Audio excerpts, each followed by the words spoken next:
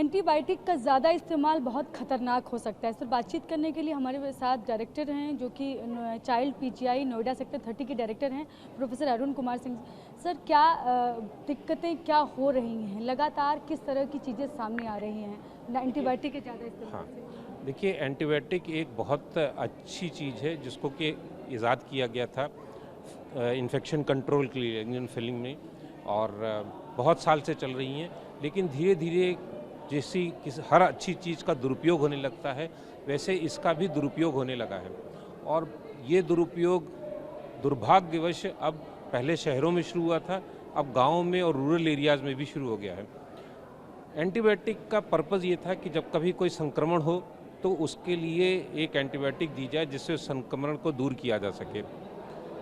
धीरे धीरे क्या होता है कि जब संक्रमण के लिए कोई दवा देते हैं तो कीटाणु भी अपना जीवन जीना चाहते हैं, वो अपना परिवेश बदलते रहते हैं और उससे रेजिस्टेंट होने लगते हैं।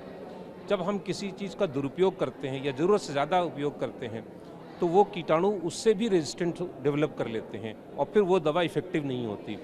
तो जो दवा शुरू में इफ़ेक्टिव होती है वो धीरे धीरे करके समाज में इनफेक्टिव होने लगती है, और जब वो मरीज को दी जाती है तो मरीज उससे रिस्पॉन्ड नहीं करता है।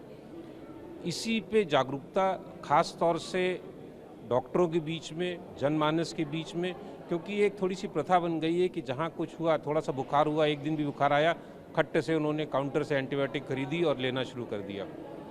ये अज्ञानता न केवल जनमानस में है बल्कि ये अज्ञानता बहुत से पढ़े लिखे लोगों में और डॉक्टर्स में भी है कि एंटीबायोटिक तुरंत शुरू कर देते हैं। 10 में से 8 इन्फेक्शन ऐसे होते हैं जो कि सेल्फ लिमिटिंग होते हैं, और उसमें आप एंटीबायोटिक लीजिए या ना लीजिए कोई फ़र्क नहीं पड़ता। ख़ास तौर से वायरल इन्फेक्शंस अगर आप इलाज करते हैं तो हफ्ता भर में ठीक हो जाते हैं, नहीं इलाज करते हैं तो स्वतः 7 दिन में ठीक हो जाते हैं।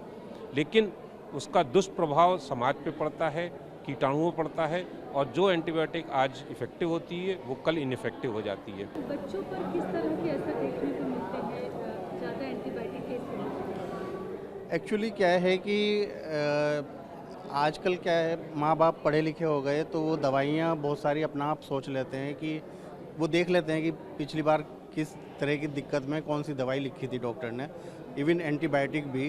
तो वो अपने हिसाब से जब कभी बुखार हुआ तो उसको साथ में एंटीबायोटिक अपने हिसाब से दे देते हैं, जो कि उस टाइम तो फ़ायदा कर जाता है लेकिन लॉन्ग टर्म में वो कितना नुकसानदायक है वो इस चीज़ से अवेयर नहीं है। नई बीमारियां भी इसकी वजह से हो रही हैं क्या बच्चों में? कुछ बीमारियां ऑब्वियसली डेवलप होती हैं क्योंकि जैसे एंटीबायोटिक काम नहीं करेंगे तो अब सपोज़ करो पहले उसको वायरल इन्फेक्शन था, उसमें हमने एंटीबायोटिक दे दिया, उससे इफ़ेक्ट नहीं आ रहा है, साथ में उसको फिर इम्यूनिटी कम होती है तो बैक्टीरियल इन्फेक्शन भी डेवलप हो जाता है। तो नई बीमारी तो नहीं कह सकते लेकिन उन्हीं बीमारियों में से कुछ बीमारियां और जुड़ जाती हैं।